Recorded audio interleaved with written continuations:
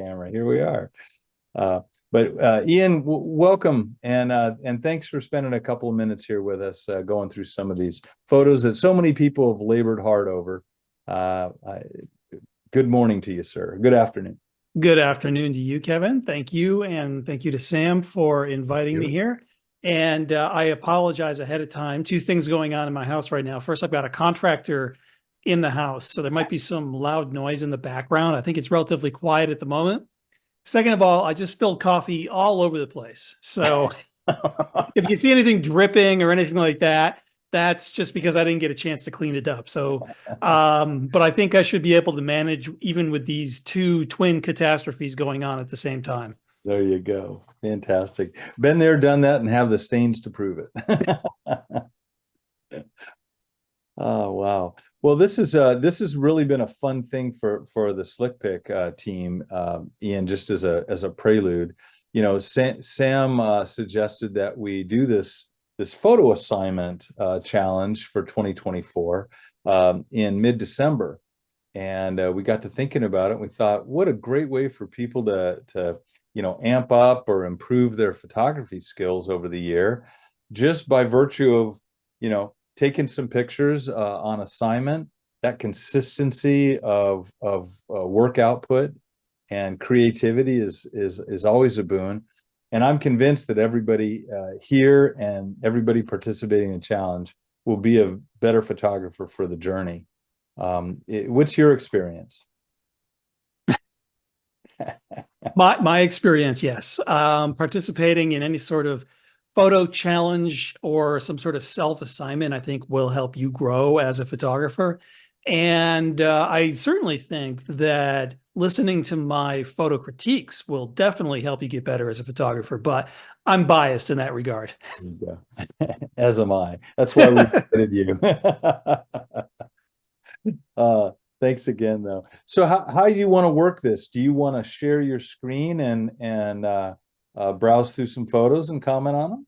Yeah, I think that'll be the easiest thing to do. My understanding is that there are 4 different galleries that we'll be looking at today. I'm not going to go through every single photo, but there's a lot of amazing photos, a lot of great submissions, but there are a few that have caught my eye, and I'm going to pause on those photos because I think they offer teachable moments, something that the photographer was doing right, or maybe something that the photographer could think about doing in a different way. And so if I don't pick one of your photos, that doesn't mean it's good.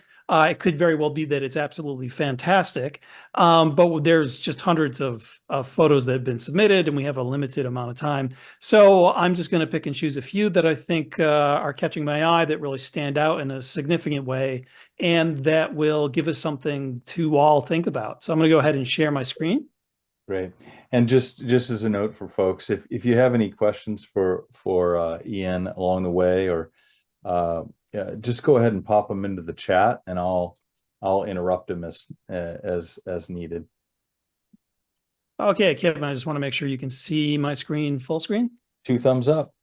All right, fantastic. Well, then I am ready to go. So the 4 categories that I am taking a look at are leading lines, silhouettes, intentional camera movement, and then best of 2023. So I am going to just go in. Now, there were a lot of entries in this best of 2023. So I'm going to scroll through, and I'm going to scroll through rather quickly because we're not going to be looking at every single photo. And as I said earlier, I'm going to just pick a few that catch my eye. You know, this one catches my eye. I like this moment captured. I also like the creative use of the backlighting. Shooting into the light can be very evocative and very powerful. And so when I see images like this, I'm usually attracted to them. And I like the warm feel you get when you're shooting into the light at sunrise and sunset. And you can go 2 ways with the exposure here. You can go for a darker exposure and render everything in silhouette, or you can do what the photographer did here, is go for that brighter exposure. So the sky is white. And a lot of times with photography, we're told to avoid blowing out our highlights. But it's actually okay in specific circumstances. And I think it actually works well here because we see a lot of the detail. There's a really nice story going on. And so with some images, it might bother me that the sky is pure white, but for this particular image, I think it works just fine. So with any sort of so-called photography rule, just remember every rule is meant to be broken. Of course, my opinion is there's no such thing as photography rules. There's just some guidelines and some things to think about. And this one really catches my eye as well. I should say that the frog's eye really catches my eye. That's quite a trippy looking frog. So it's really enjoyable to look at. Lots of great photos in this category. Looks like everyone had a really successful 2023.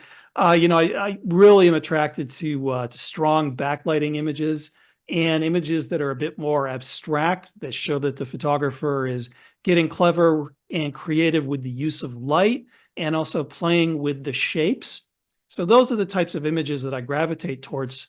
And I do like images that are a bit more on the abstract side as well.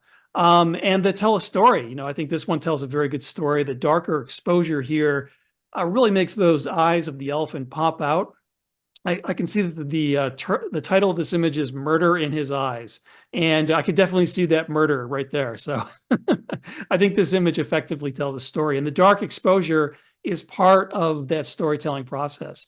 So when you're looking to tell a story with your photos, you're not just looking to capture an interesting story, but you're looking to be creative with your camera settings and your composition and the use of light so that you can impose your own story on the scene or subject that you're photographing. And, so I really like atmospheric images where there's something diffusing the scene. So here, shooting through the heavy blizzard is really nice. For photos like this, I think it's okay to zoom out a little bit to bring in more of the surroundings and resist the temptation to always go in super tight on your subject. And I see that a lot. I think people they want to make the animal, the wildlife subject, look really big in the frame. But there might be a missed opportunity to get more creative with the composition by bringing in some more shapes and visual elements. So here, potentially, you could have had some more interesting lines and curves coming in from the branches of the tree. So I'd be curious to see what the wider version would look like for a photo like that. But it's a really nice moment captured. And I really like that atmospheric effect created by shooting through the heavy snow. This is a nice moment, a great story being told here with these big waves coming in. So, picking that right moment is always a good idea. Really like this abstract macro shot. It's really nicely done, quite beautiful, having that selectively blurred background. So shooting these scenes wide open so that you blur that background in a creative way is a really nice way of doing macro photography. So it really makes the subject stand out. Lots of really great photos in this collection. Once again, I really like creative exposure. I like people who work with dramatic light, side lighting, and backlighting. When you're pushing the boundaries of your equipment, that's always a fertile ground for getting creative. So I like the extreme contrast here where the subject is lit and everything else is in silhouette. And this is the kind of photo you can just do at home. So there's no reason why, even if, for example, it's been rather dreary here in Minneapolis for the past 10 days. It's been well above freezing. There's no snow. Everything is just brown and barren. And so it's hard to be creative when conditions are like that. And when that happens, you can always turn inward and get creative with the things around your house and see if you can make photos that really stand out. And lots of great photos. Here's another example of the kind of thing that I think was done at home. I'm not exactly sure what this is, but I think it's water on glass with a macro lens. And so the photographer here probably just worked at home and got super creative with water droplets and all sorts of other visual elements coming in together. I don't know what's going on here, but the end result is very nice. And really love the creativity of this portrait right here. I'm guessing that there was some wind blowing the model's hair so that it's going up. It looks like this is filmed in a no gravity place, but of course it wasn't. It was filmed on Earth, but really great colors as well. When you can work with those complementary colors, warm versus cool, orange versus blue, that sort of thing, you can create a really artistic color palette and the images will just pop out. So lots of fantastic photos. I wish I could go through every single one, but it looks like everyone had a very successful year. This photo is using some strong leading lines, and I really like that really beautiful sunset sky, the color of the flowers really pops out. That's nicely done. And this abstract of the spider web, it looks like there's some, it's hard to tell what's going on in the background, whether that is some atmospheric moodiness in the sky or some fog in the background or just a blurred background, but I think it makes the spider web stand out really nice. And it looks like we've gotten to the end of the best of 2023. Here's another one that I really like. I'm assuming this is a drone shot.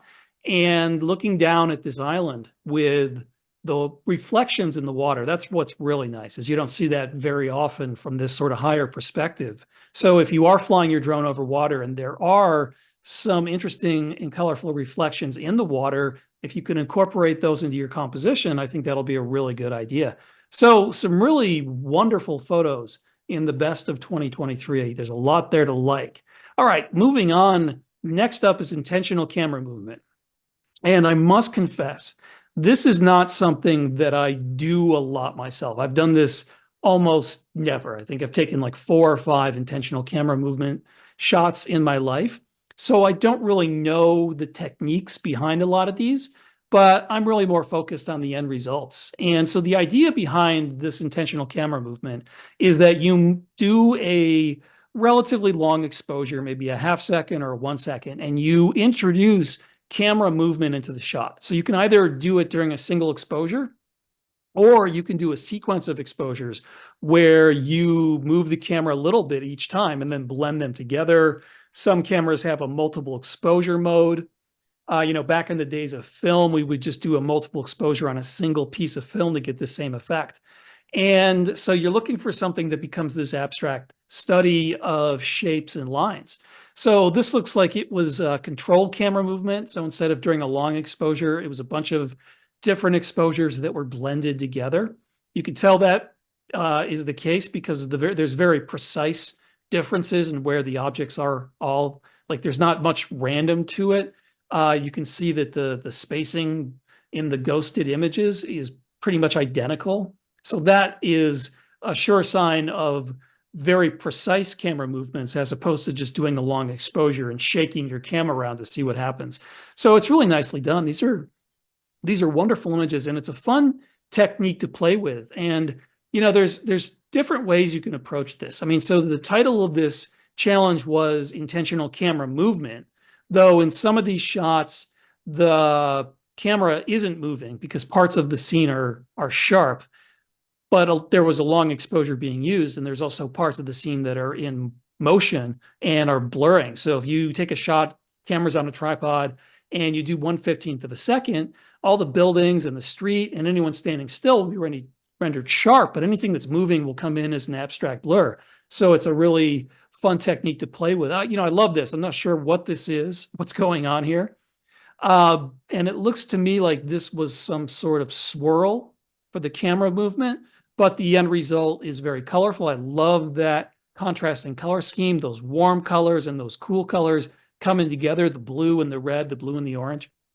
And so that's a really delightful color palette. And the spiral swirl that's created here really draws the viewer's eye deeper into the center of the composition and holds their interest over time. So it's really nicely done.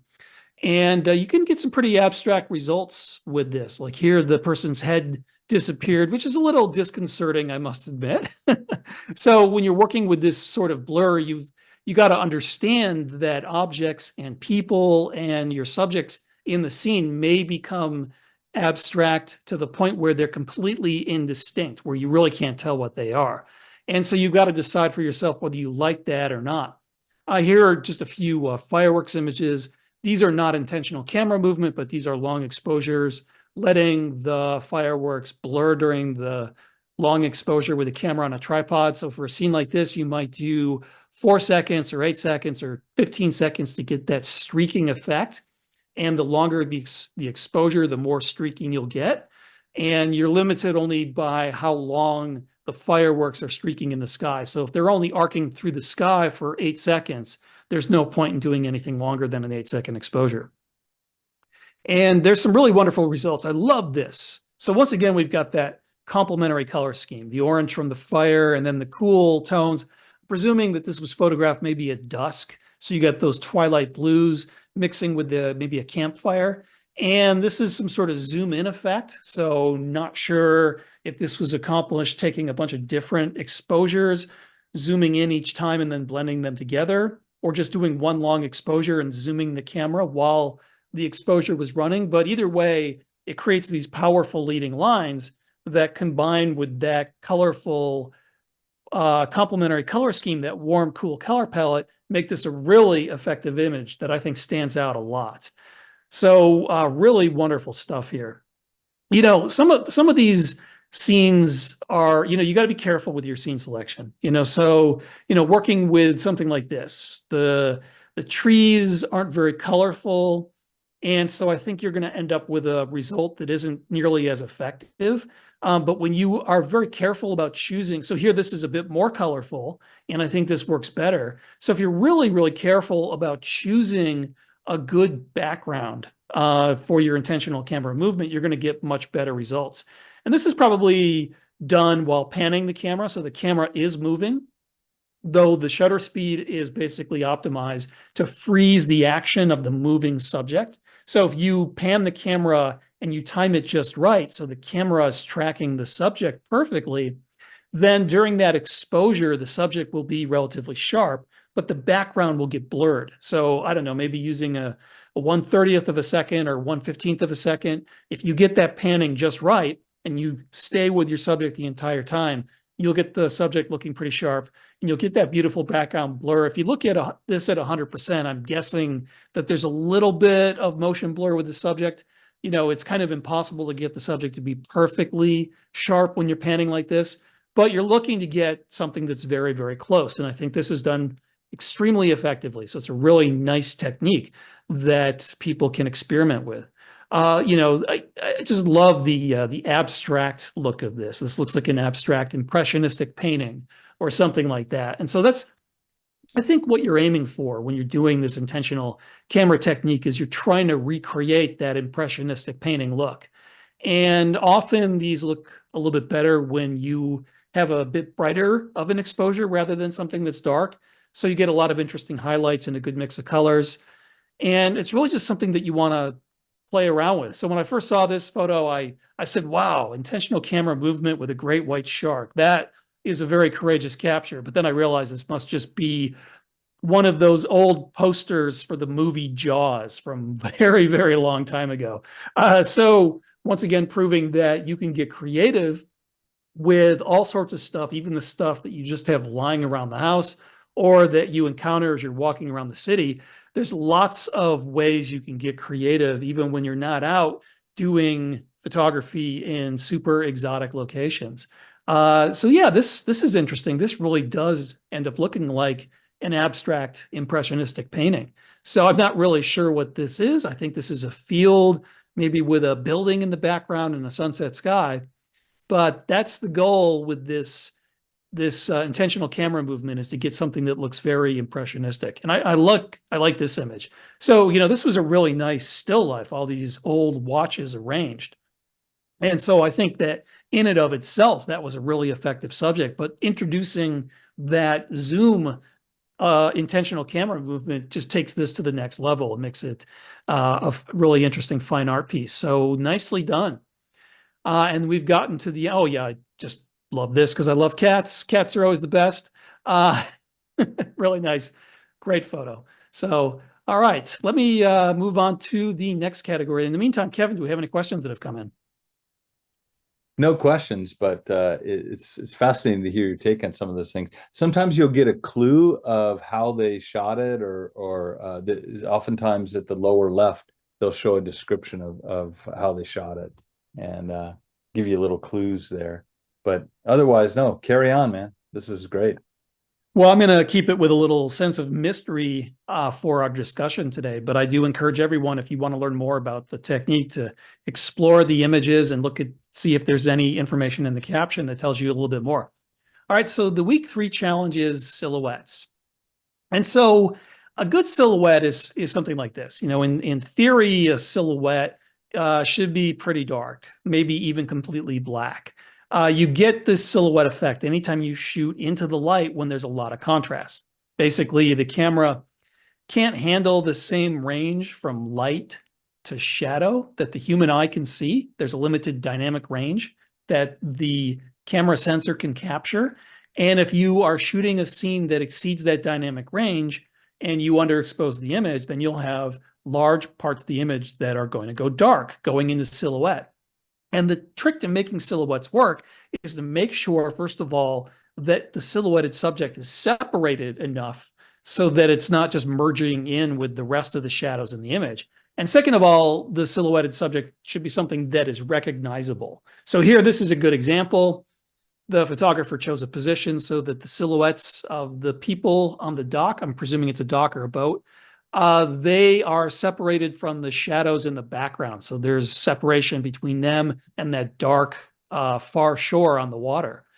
And they're also recognizable. I mean, you can't tell who they are, but you can tell that they are people.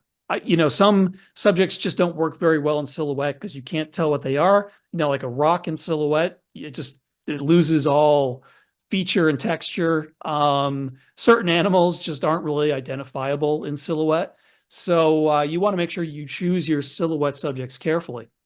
And so something like this, even though it's a lovely image and it's a great capture, this is not really a silhouette, though it looks like there might have been some side lighting or backlighting. Because there's a lot of detail, there's still some light on the subject. This isn't what I would call a classic silhouette image, but still a really great capture.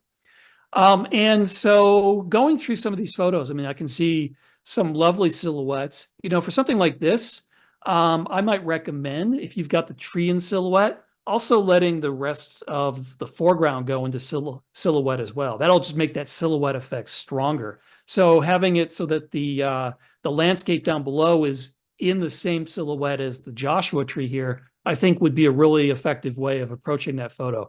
It would just make the colors of that sunset stand out more, and it would focus the scene on the more abstract qualities, the silhouette and the sunset colors. And some lovely, lovely silhouettes. This is really fantastic. So there is a bit of detail. This is kind of approaching a silhouette, but it's not really that full black silhouette effect. But I think technically you could still be in silhouette as long as there is brighter light behind the subject than there is on the subject. And what I love about this photo, that golden light is really nice, but there's some sea spray or some mist that's in the background where the light is being scattered. And so that's softening the look of the scene, creating a nice atmospheric glow, which I think is very effective. So this is really nicely done. Let's see. So with silhouettes, it's always a good idea to make sure you don't have too much that is blocked up into the shadows. So it's hard to tell where the crop ends on this photo here, but it looks to me like there's a lot of negative space down at the bottom here, like almost 1/2 to 1/3 of the image is negative space. And you could easily cut some of that out. When you're taking this photo, the photographer could have easily aimed the camera a little bit higher, brought in more of that sunset color, or gone in a little bit tighter and just taken a lot of that empty negative space out of the composition and focused the viewer's attention more on the most colorful parts of the scene. I think that would have been really effective. So it's really nice. There's great colors here, just a little bit of a crop. I think will take that photo up to the next level. And some lovely, lovely shots here. I like having the silhouette for these night scenes. So, having a good shape for your silhouettes, I was talking about that earlier, is really important. So these two rocks have got this really nice shape. And so the fact that they're in silhouette works fine here. If it was just like, I don't know, kind of a less interesting blobby rock in silhouette, I don't think that would have worked. But these two rocks have got really nice shapes, and the two shapes work together, and having the Milky Way come down in between them is a really nice touch. So that's really effective. This is, when I think of silhouettes, I think of something like this. I think this is really nicely done, that bright background. The subject is completely in shadow. And this is telling a story. I mean, you can tell that this is, a pregnant woman. And that just really tells the story. So even though you can't see these people, you still get their story. And that's because the silhouette shapes are still recognizable. You know exactly what's going on here. So let me just scroll through a few more of these. This is not, once again, not what I would think of as a classic silhouette, but the photographer here was getting really creative with the use of shapes and the repetition of shapes. So I think that's a really nice effect. And it's really abstract. And I think learning to work with shapes is the most important thing you can do to enhance your compositional skills, because shapes are the building blocks of successful visual design.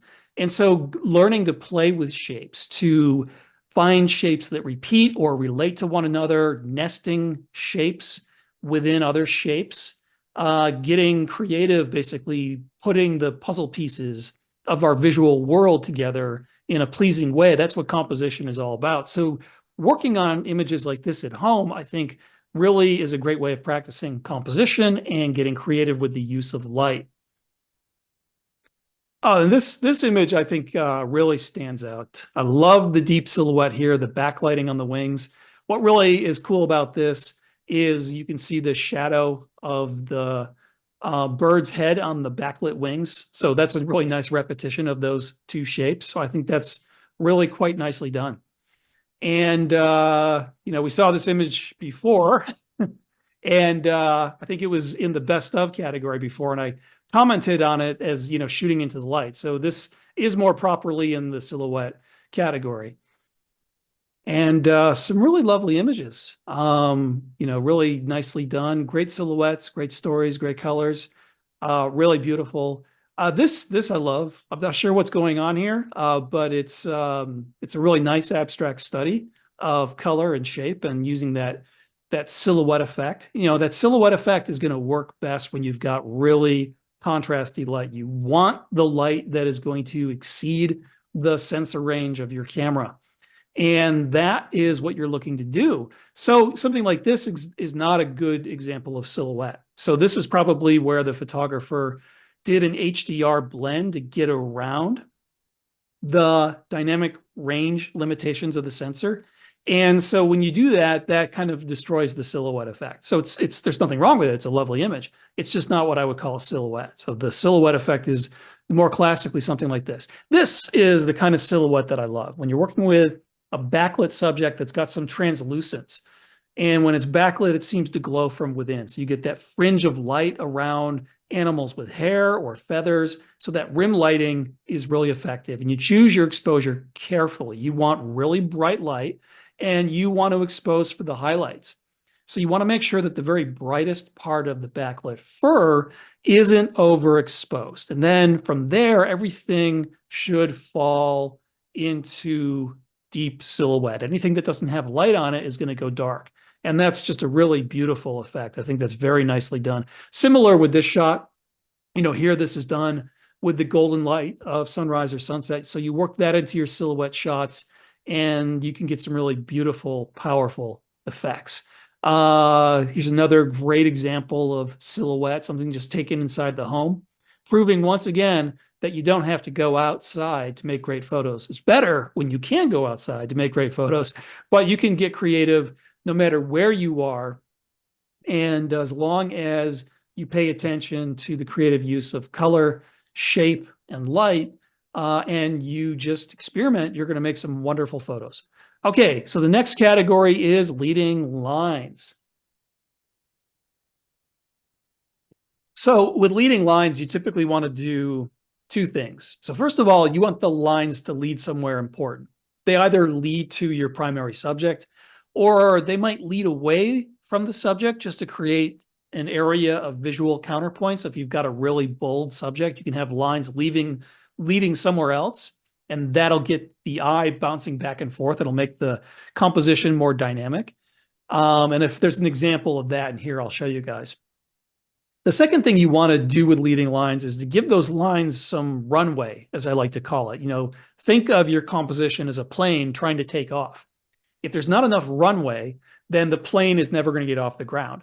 And so your leading lines are your runway. And basically what you want is you want to create this path, this path for the viewer that just draws them into the composition. And the more runway you give them, the more powerful that leading line effect is going to be. And so if you give those leading lines enough space, then you are going to create this really compelling effect that's going to make sure that the plane takes off. It's going to make sure that the composition is successful. So a shot like this, you can see that there's a lot of space dedicated to those leading lines. And personally, I would think about dedicating even maybe some more space to a composition like that. So you really just want to give those leading lines a lot of room. And so, for example, here, there's a good amount of runway here, but I feel like that maybe there could have been even more. You could have had a more dramatic effect. And sometimes that is accomplished by getting a little bit wider with your perspective and then closer to where the leading lines start. So here you can see the leading lines have got a lot of runway. And also, this is a good example of what I was talking about earlier, where the lines don't always have to lead to the main subject. So here you got this big tree in the background that's arguably the decisive subject in this composition, but these lines lead all the way out to the right-hand edge. And so that gets the viewer's eye bouncing back and forth between that dominant main subject and where are the leading lines come together. So I think this makes for a really dynamic and dramatic visual design. So the lines don't always have to go to your main subject. Sometimes they can intentionally lead away from the main subject. And of course, leading lines can also be curves. I think, every line is just waiting to become a curve. And I think that you'll find that as powerful as lines are, curves are a bit more elegant. They get the viewer to where you want them to be, but a curve kind of takes its time. It meanders. It gets the viewer looking at more parts of the composition on the way to the main subject. I really like the use of light, the warm light here coming off of these lights and everything else being kind of dull and gray. That makes those lights really stand out. And the curves, the lines and the curves working together just get the eye exploring the entire composition. So it's really nice. Here's a good example, lots and lots of runway. A lot of times going wide will give you that leading line runway. Sometimes going vertical is a good idea because it gives you more space to play with. And it just makes that leading line effect much more dramatic. So, and lines can be formed by anything, shapes can be formed by anything. So, a dog's leash can become a leading line, for example. These are all just abstract compositional shapes that you as a photographer get to play with. Even the front legs of an animal can become leading lines. So, and here for a shot like this, maybe a wider focal length would make the dog a little bit smaller. And then you can get closer to the legs and make that leading effect even more dramatic for something like this. So always be thinking about giving those lines more runway and how creative that can be for your photos. And so, lines can push in all different directions. I think that when you've got a lot of lines coming in at different angles, that can be very energetic for your composition. So I'm always looking for those opportunities. And lots and lots of wonderful photos here. And you could just see, here the leading line effect is pretty good. Like there's a sufficient amount of runway here. But for a shot like this, the leading line effect is more pronounced. There's just that stronger, more compelling effect. So you don't always have to give your leading lines maximum runway. You're not always looking for that maximum visual effect, but you do want to think about that. You do want to think very carefully about how much effect you want to go with. Just love all the different angles of these lines and the mix of colors. You've just got so much going on here. There's so much visual chaos and visual energy created by all the different lines and the colors. But what focuses the viewer and keeps this from being too chaotic and makes this a coherent composition are the strong, bold lines in the foreground. Getting close with a wide angle lens makes those lines more prominent, makes them bolder in the composition. And that gives this otherwise chaotic composition a lot more coherence. So I think it's really nicely done. And here, proof once again, anything can be used as a compositional element. Here, sandbags, a line of sandbags become really strong leading lines. And once again, the leading lines, they push from the lower right up into the upper left where there's nothing. The primary dominant subject is this bright house in the upper right. So the lines are leading somewhere else, creating this visual tension, this visual counterpoint between that orange hut and where those lines push the eye to. So that just makes this a more interesting composition. So love the curves here. Not a lot of straight lines. There's just a lot of curves. Diagonal lines, anything that you get diagonal is going to be more energetic than something that's vertical or horizontal. And so I'm always looking for ways to, this is a made up word, diagonalize my lines. So when I have a composition and everything is just lining up really vertically or horizontally, I just try to figure out a way to make it so that those lines are more diagonal. And usually the answer isn't tilting your camera so that the vertical lines become diagonal. Usually the answer is going with a wider angle of view and then using perspective distortion to make those lines appear to lean towards each other or away from each other, to make them diagonal lines. And so, a shot like this plays with perspective distortion. So shot with a relatively wide angle lens looking up, all of the slats on the staircase are a bunch of parallel vertical lines, but they become diagonal because of that perspective distortion. So I'm always looking for ways to get creative with perspective distortion. So this is good runway. Really excellent use of runway here, leading the eye in. You can get great runway even when you shoot horizontal. You don't always have to shoot vertical to get that really strong runway effect. But usually you get more runway by putting your background subject higher towards the edge of the image frame at the top. So you have more at the bottom, less at the top to get more runway for your photos. So lots of lovely images. We've seen some variations of this. These lavender fields make great leading lines. Once again, they're not really leading to that main subject. They're leading past it somewhere else, creating a bit more visual tension in the photograph. And just another great example of working with these leading lines, working with these shapes. So this isn't really what I would classically call leading lines, but it's a bunch of lines that repeat. And so I talked about nesting shapes earlier. And so what you're really looking to do is find a shape that is repeated, but every time the shape is repeated, it gets smaller and smaller. It's like a Russian nesting doll effect. That's what you're going for. So here, the various hallways that the photographer is looking through repeats that shape over and over and over, each shape getting smaller. That narrowing of perspective pulls the eye in. And so even though that isn't creating any obvious visual lines, that narrowing of perspective creates these implied visual lines. So these implied lines, if you draw from the corners of the image and you pass through the corners of each of these doorways, you've got that perspective narrowing effect. Those lines will all converge in the background at a single point. And this is called vanishing point in art. And so here the vanishing point is implied by that narrowing of perspective, that reduction in the scale of these repeating shapes. So even though there aren't any obvious leading lines in this composition, there are implied lines. And so I think that works really effectively. So yeah, this is a lovely photo of the Boston skyline. And, using the chain link as leading lines is great. Though I think to make this a bit more effective, you want to have that chain link a little bit higher so that it's got that beautiful, colorful reflection behind it.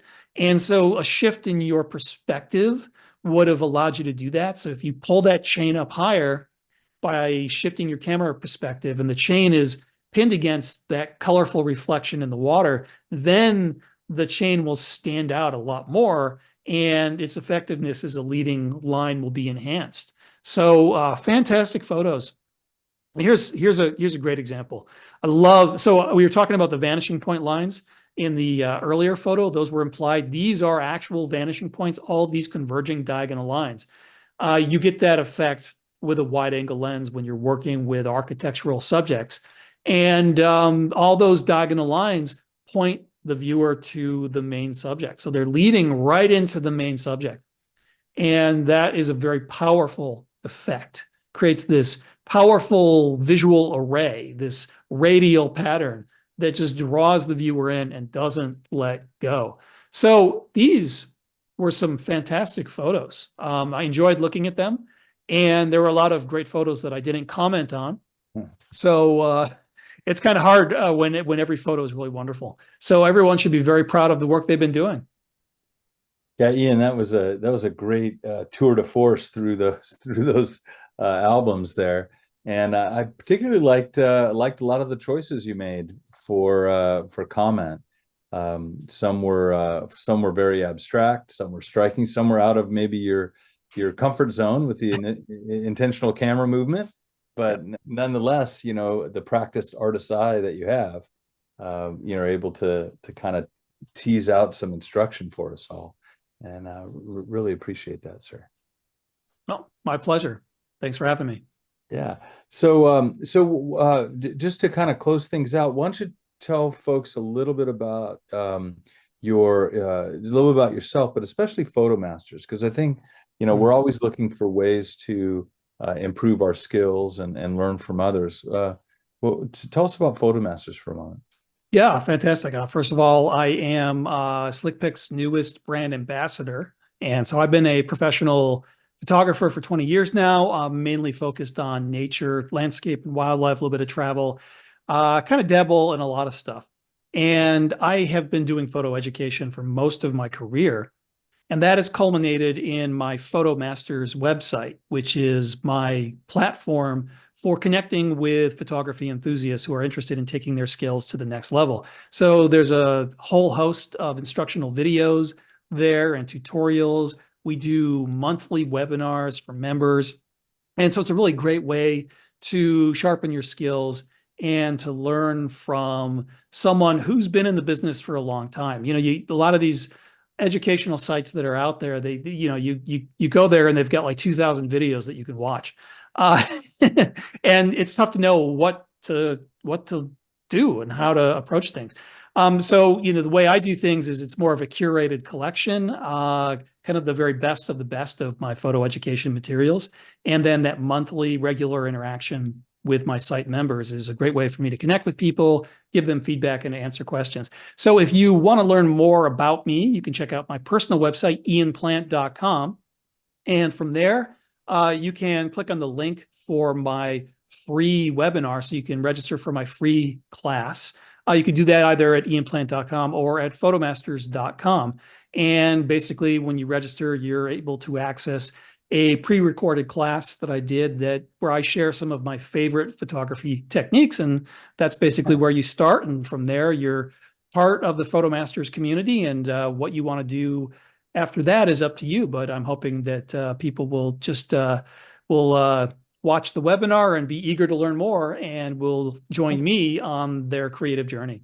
Excellent. And Sam has put the links to both your sites in the chat, folks, if you want to click on those before the webinar ends. And Ian, do you do photo critiques with your members as well as part of PhotoMasters? Yes, I do photo critiques once a month. They're very popular. As you can tell, I have a lot to say about people's photos. So I was going to say, you're very smooth. And we selected our first 52-week challenge sort of photo mentor reviewer quite well. Well, thanks a lot, folks, for joining us. It's been a distinct pleasure, and we're so happy and thrilled that you're on the journey with the 52-week challenge. Keep up the good work. As much as you can, get out and shoot new photos for each week's assignments. Do as many as you can, and I guarantee it'll pay off by the end of the year. We'll be having additional photo critiques about 1 week after the close of the prior month. So we're lining up folks, many names of which you will recognize in the coming months and throughout 2024. So thanks again for your time. And Ian, always a pleasure to see you, sir. Thank you so much. thank you. Good luck, everyone, and great light. Bye-bye. Take care.